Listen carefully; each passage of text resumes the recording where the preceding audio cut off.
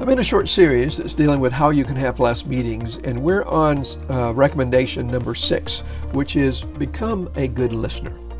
Now, I mentioned this last time, but it's really a lot harder to do than you might think.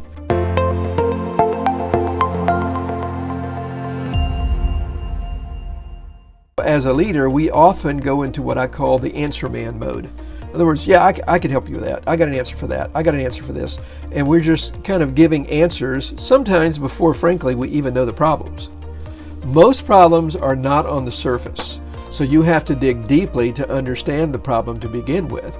Make sure that you clearly have understanding. You're just not trying to quickly solve something, but you're really trying to help.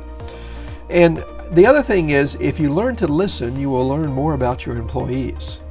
Remember, it's about growing them.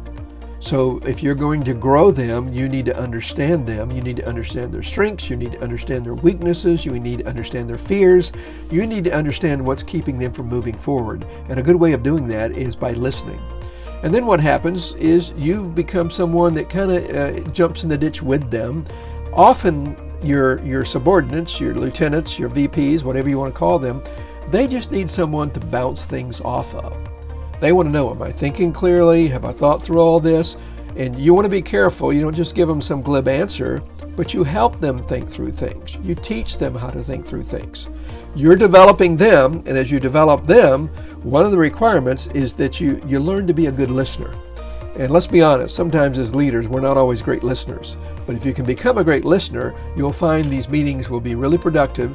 You won't need as many of them, but they will really have an impact upon your company.